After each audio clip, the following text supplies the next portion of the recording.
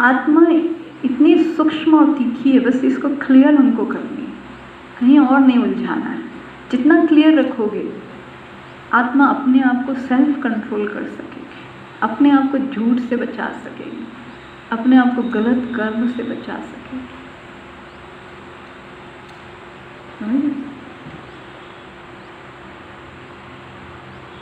और अगर ऐसा हमारा सेल्फ कंट्रोल होगा, स्वराज्य होगा, स्वधर्म होगा, अपने ऊपर अपना स्वराज्य होगा, अपना धर्म में स्थित मैं आत्मा होंगी, तो धर्म और नीति के अनुसार कार्य करूंगी।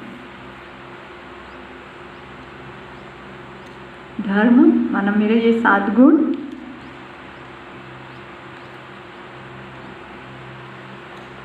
ठीक है, इस गुण के अनुसार ही व्यवहार में आऊंगी। हम कहीं भी झगड़े वगड़े वाली बातों में और कोई भी इसके विपरीत, हमारे धर्म के विपरीत कोई काम कर रहा होगा तो हम उसमें नहीं सहयोगी बनेंगे। इन गुणों के विपरीत काम होगा तो मतलब उस अधर्म को हम अपने अंदर नहीं स्वीकार करेंगे। अंदर की बात है ये सारी किसकी बात है? अंदर की बात। और हम चेक और चेंज कर पाएंगे, ठीक है। तो अपने सतयुगी गुणों के अनुसार व्यवहार करते हुए दूसरे के अंदर भी इन गुणों की स्थापना करनी है। अपने अंदर इन गुणों की स्थापना करना, फिर दूसरे के अंदर भी इन गुणों की स्थापना करना। कि देखो कोई भी हलचल की आ रही ना, आप अपना शांति नहीं छोड़, हम ये सिखा सकेंगे उसको। कोई दुख दे रहा ना, आप मत दो, हम ये कह सकेंगे उसको। कोई डिस्टर्ब हो रहा ना, आप डिस्टर्ब नहीं, हम अपने आप को भी कह सकें, दूसरे को भी कह सकें, दूसरे के अंदर भी इस धर्म की स्थापना कर सकें। कोई गाली गलौज भी दे रहा है, नफरत से बोल रहा है, आप नहीं, मुझे नहीं बोलना, क्योंकि मैं अपने धर्म को नहीं छोड़ सकता। इसी के लिए कहा है धरत परिये धर्म ना छोड़िए। इस धर्म में रहने के लिए भले ही कुछ बातें आपको सहन करनी पड़ेगी, आप सच्चे हो फिर भी आपके लिए झूठी बातें बोली जा रही है, सहन कर लो।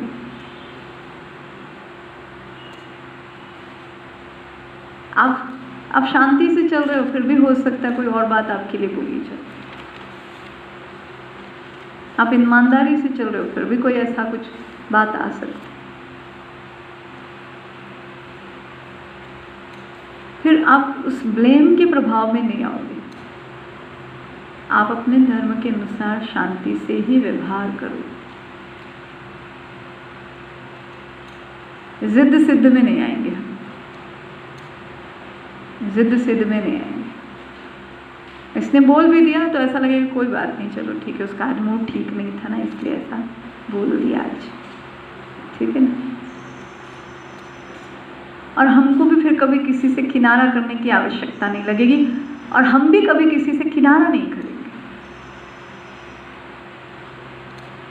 किनारा कब होते? किनारा कब होते? ये भी गुस्सा कर रहे हो, हम भी गुस्सा कर रहे हो, वो भी गुस्सा कर रहे हो, हम भी गुस्सा कर रहे हो, गुस्से के ऊपर गुस्सा, गुस्से के ऊपर गुस्सा, तो कहते इससे तो अलग हो जाओ। तब करते ना, तब करते ना। एक जन भी अगर शांत रहता है, एक जन भी अगर शांत रहता है, तो एक भी अगर सहन शक्ति बढ़ा के रखता है, तो अकेले दूसरा ज़्यादा देर नहीं गुस्सा कर पाता। वो भी कितने देर अकेले गुस्सा कर सकता है, ज़्यादा देर करेगा, फिर उसके बाद क्या होगा, फिर से वो शांत होने की कोशिश करेगा, ज़्यादा तो नहीं कर सकेगा ना। लेकिन अगर उसी चीज़ में हम मिल जाए, वो गुस्सा कर रही, वो गुस्सा कर रही, ये 4 जनों मिल जाए साथ में, यहाँ तो है ही ऐसा, यहाँ तो है ही ऐसा है, तो वो पूरा माहौल क्या हो जाता है, खराब हो जाता है। इसीलिए आज बाबा ने कहा कहीं भी मतभेद में नहीं आना है। अब मत कौन सी माननी है हमको, एक दूसरे की मत कौन सी माननी है, ऐसे प्यार से चलनी, गुणों के अनुसार चलने की, बाबा की श्रीमत के अनुसार चलने की बात को माननी है। ऐसे नहीं झूठ को मान लेना है, पर झूठ के लिए झगड़ा कर लेना लगना है, ये भी नहीं करना है। झूठ को मान नहीं लेना है, लेकिन झूठ को देखकर झूठ के साथ क्रोध करने लग जाना। तो बाबा ने कहा है अगर उसने झूठ बोला, आपने क्रोध किया, तो दोनों में सही कौन है? बताओ, दोनों में सही कौन? झूठ बोलने वाला या क्रोध करने वाला? क्रोध करने वाला बोल रहा है ये झूठ बोला इसलिए मेरे को गुस्सा आ रहा है, ये झूठ बोलता है, जब देखो झूठ बोलता रहता है मेरे लिए, जो आता है झूठ बोल देता है कुछ भी जाके, इसलिए मेरे को गुस्सा आया। कौन सही है? दोनों ही गलत है ना। गुस्सा करने वाला भी गलत है, झूठ बोलने वाला भी गलत है। तो यहाँ पे हम लोगों को फिर इस अंतर को देखना है, समझना है कि हमारे आसपास जो है हम कैसे चल रहे, हमारे लिए क्या नियम बनाए गए, हमारे लिए क्या मर्यादाएं बनी हुई हैं, जहाँ पर हम रह रहे हैं वहाँ पर के लिए उस अनुसार हम कितने हैं। अगर हम उस व्यवस्था को बनाने में भी सहयोगी हैं, तो जैसे हम धर्म के अनुसार, नियम के अनुसार चल रहे हैं। हर कोई अपनी मत चलाने लगे अगर 10 में, तो क्या होगा? एक धर्म राज्य आएगा, एक धर्म राज्य आएगा नहीं। एक ने कहा दूसरे ने माना, एक ने कहा दूसरे ने माना। तो ऐसा करते ही क्या करेंगे हम? एक धर्म की, राज्य की स्थापना करेंगे, और वो भी गुणों में स्थित होकर। वो भी कैसे स्थित होकर? अपने गुण धर्म में स्थित होकर, अपने अंदर शांति, प्यार, खुशी, रहम, दया, क्षमा, ये इतना भरो, इतना भरो, इतना भरो कि मेरी शांति, खुशी भंग कभी भी ना। मैं इस धर्म से हटूँ नहीं, अपनी पवित्रता के धर्म से हटूँ। इसके लिए चाहे कितनी भी विपरीत बातें मेरे सामने आती है, ठीक है। हम किसी भी संबंध में, आपस में हम साथ में किसी भी संबंध में एक दूसरे के जब करीब जा रहे हैं, करीब जाते तब कमियां पता चलती हैं। दूर रहते तो क्या लगता है? दूर से सब अच्छा लगता है, दूर से सब अच्छा लग रहा था। जब पास आते तो लगता है अरे इसमें तो ये कमी है, अरे इसमें तो ये कमी है, अरे इसमें तो ये कमी है, अरे यहाँ तो ऐसा है, अरे यहाँ तो वैसा है। वो सारी दिखाई देती है। अब जब वो चीज़ें हम देखने लगते हैं, तब हमारी शांति भंग होना शुरू होती है, हम डिस्टर्ब होना शुरू होते हैं। हम डिस्टर्ब होते हैं, फिर डिस्टर्ब होने के कारण ही फिर हमारी एकाग्रता भंग होती है, हमारे अंदर कमियां आना शुरू होती है, हमारा कनेक्शन बाबा से क्लियर नहीं हो पाता, कई बातें फिर मिक्स होती,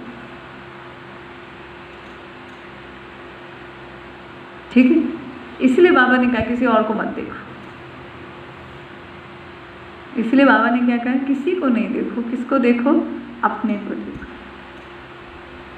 मैं कैसा हूँ, मैं क्या कर रहा हूँ, मैं शांति से बोला, वो शांति से बोला नहीं बोला, मैं शांति से बोला, वो अपशब्द बोला, मैं अपशब्द तो नहीं बोला, वो झूठ बोला, मैं झूठ तो नहीं बोला, उसने गुस्सा किया, मैंने तो नहीं किया, उसने झगड़ा शुरू किया, मैंने झगड़ा तो नहीं शुरू किया। अच्छा, उसने शुरू किया तो मैंने उसको बढ़ाने में मदद दी, ऐसा तो नहीं किया, ऐसा तो नहीं किया। देखो, चेक, अपने आप को ऐसे चेक करना है, अंतर देखना। वो थोड़ी डिस्टर्ब थी, डिस्टर्ब होके कुछ ऐसा तर्क से बोल दी, मैं भी तर्क से बोल दी, रटपट बोल दी। एक रटपट बोला तो मैं चुप चुप क्यों रहूं? रटपट मैं भी बोल दी। किसी ने उल्टा जवाब दिया, हमने भी उल्टा जवाब दे दी। तो ये क्या हो? धर्मों, पूछो अपने आप से, मैं किस काम में लगी? धर्म की स्थापना में। ऐसे धर्म स्थापन करूंगी मैं, ऐसा करके मैं धर्म स्थापन करूंगी। इसीलिए तो कहा है धर्म के लिए सहन करना पड़ता है। धर्म में चलने वालों को ही सहन करना पड़ता है। अधर्म वाला सहन कहाँ करता है? वो तो सहने के लिए तैयार ही नहीं होता है, उसमें ताकत ही नहीं होती सहन करने की।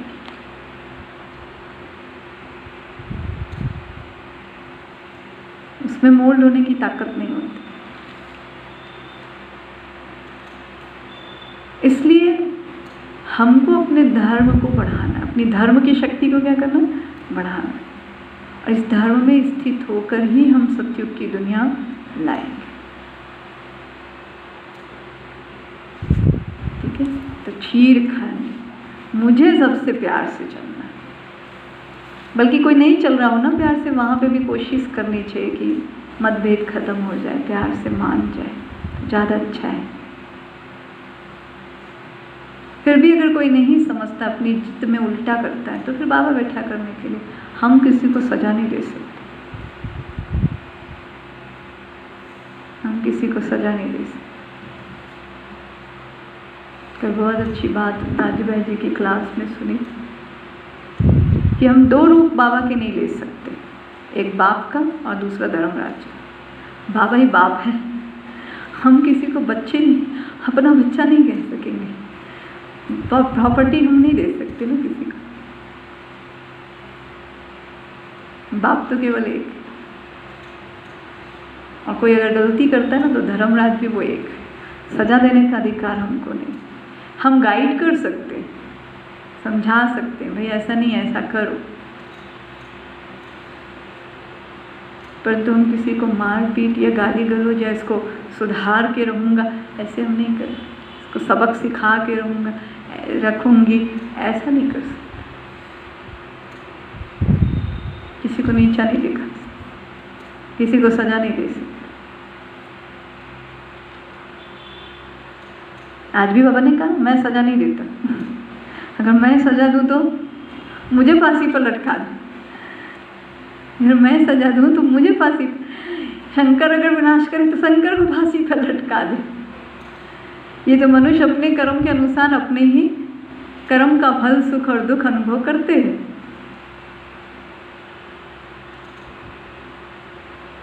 इसलिए अब ऐसा कोई कर्म नहीं करना जिससे खुद को सजा का अनुभव। कोई दूसरा अगर गलत भी कर रहा है, किसी दूसरे की गलती हम देखकर अगर 10 जगह बताते हैं, तो 10 जगह अगर वो गलती बताई, उसने तो एक गलत काम किया, आपने 10 जगह उसके बारे में बता के आपने कौन सा पुण्य का काम किया? आपने उसकी गलती 10 लोगों को बताई, आपने कौन सा पुण्य? आप उसको सुधारे तो नहीं, बल्कि उसके अंदर उसके प्रति घृणा 10 लोगों के अंदर भर दी आपने।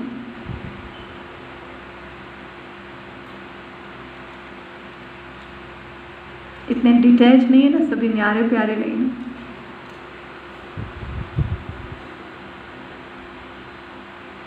इसलिए ये सब काम में हमको नहीं जाना। बहुत सुंदर राजू भाई जी की क्लास है, वो कल सुनाएंगे किसी टाइम पे। तो उसमें ये चीज़ बहुत सुंदर बात उन्होंने की। इसलिए हमको भी इस चीज़ पर अटेंशन देना है, हमको किसी को सजा नहीं देना। कोई अपने उस समय अपनी स्मृति में नहीं है, अपने असली स्वरूप की स्मृति में नहीं है, कुछ अपने संग कोई भी नेगेटिव बात आ गई मन में, मान लो, उस समय हमको अपना गुण नहीं छोड़ना है, हमको अपना गुण नहीं छोड़ना है, अपनी शक्ति नहीं छोड़नी, उसी समय यूज़ करना है। उसको बद्दुआ नहीं देना है किसी को भी हमको, जा तेरे साथ ऐसा कहीं इतनी नफरत, तू मेरे साथ ऐसा ऐसा किया तो तेरे साथ भी भगवान करे ऐसा। ऐसे दुनिया वाले कहते हैं, कलयुगी लोग, हम ज्ञानी बच्चे ऐसा नहीं कह सकते किसी को। जिसने जो किया मेरे साथ बाबा करे उसका बहुत अच्छा हो।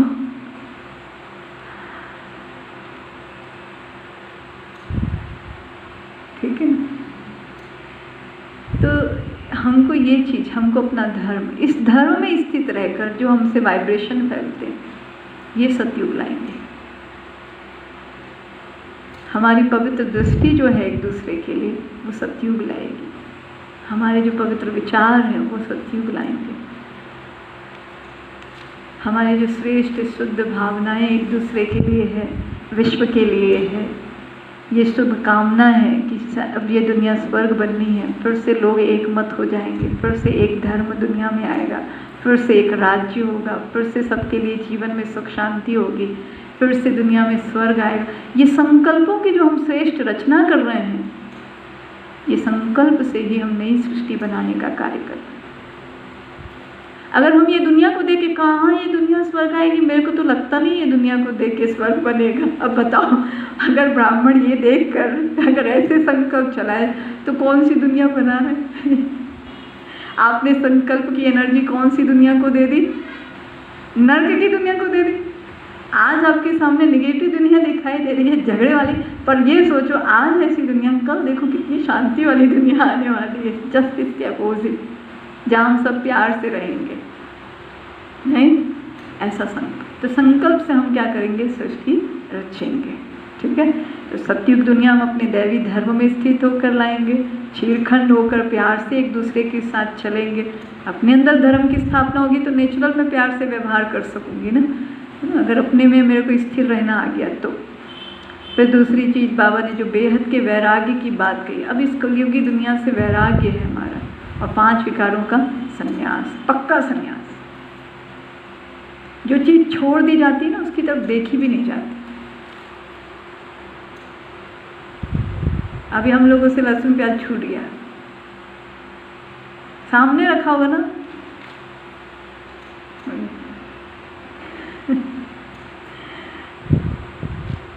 नहीं छूट गया ना, नेचुरल छूट गया ना,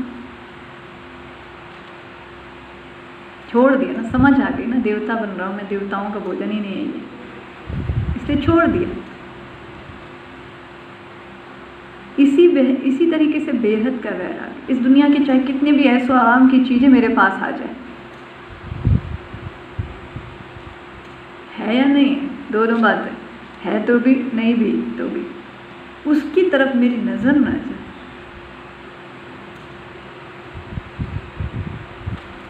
पता मिल गई तो बहुत अच्छा, ना मिली तो कोई हर्जा नहीं। ठीक है, क्योंकि हम क्या है? बेहद के वैरागी। इस दुनिया की कोई भी चीज़ अब बुद्धि से, मन से स्वीकार नहीं कर सकते। ऐसा नहीं थोड़ी देर के लिए जब एक दूसरे से झगड़ा हुआ, अब मेरा कोई नहीं कोई नहीं कोई नहीं करके एकदम बाबा की याद में, और जैसे ही सब प्यार से बात करने लगे, अरे तू ही मेरी, तू ही मेरी, मेरे में फंस गए। उस मेरे में इतना टाइम चला गया कि बाबा के लिए टाइम ही नहीं बचा।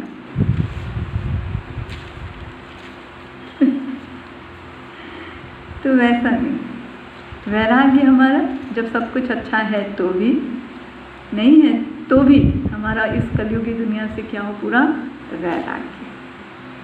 जब तक वैराग्य की धरनी मजबूत नहीं है, आत्मा का, बुद्धि का योग बाबा से ठहर नहीं सकता।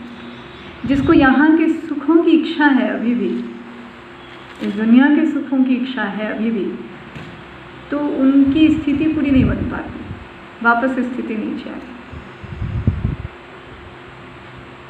इसलिए इस दुनिया की कोई इच्छा बाकी न रहे, इसलिए बाबा कहते इच्छा मात्रम अविद्या बन जाओ। क्या बन जाओ? इच्छा मात्रम अविद्या। और इसके लिए हमको बनना है एक की कंपनी में। कंपनी, संग किसका करो? बाबा का। तो रंग किसका चढ़ा रहेगा? बाबा का। किसी के और का रंग का प्रभाव नहीं पड़ेगा।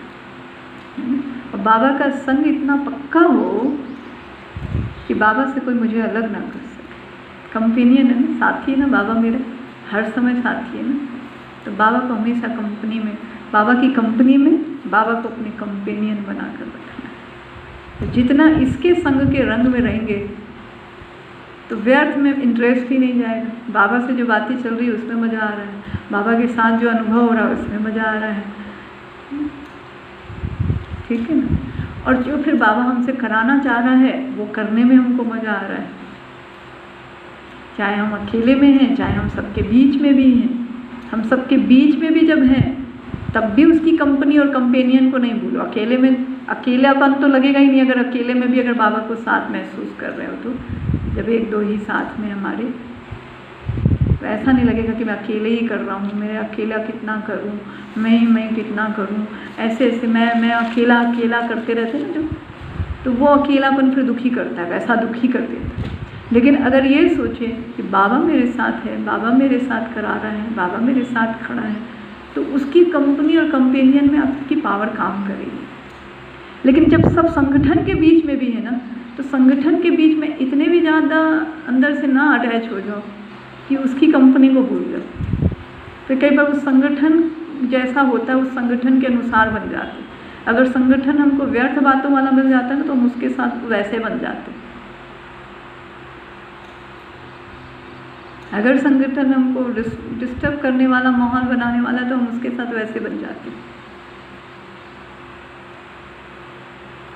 तो उस संगठन के बीच में भी किसकी कंपनी में रहो? बाबा की कंपनी में। बाबा कंपेनियन है हमारा। बाबा को जो पसंद है वैसे स्वरूप में। बाबा ये भी नहीं कहता कि तुम बातचीत नहीं करो किसी से, हंसो बहलो नहीं, बात नहीं करो, मुस्कुराओ नहीं, ऐसे थोड़ी कहता है। लेकिन हंसना बहलना भी है, लेकिन हमारी सब में क्या है? अलौकिकता। हर बात में क्या लाते जाओ? अलौकिकता लाओ। और जितनी अलौकिकता हमारे अंदर आती जाएगी ना, हमारा अंदर एक रूहानी आकर्षण बढ़ता जाए। जैसे दादियों में दिखाई देता है ना, रूहानी आकर्षण दिखाई देता है। कैसे हम दादियाँ जो खड़ी होती है स्टेज पर, हम एकदम खींच कर उनके पास जाने की कोशिश करते हैं। क्यों जाते हैं? उनका रूहानी आकर्षण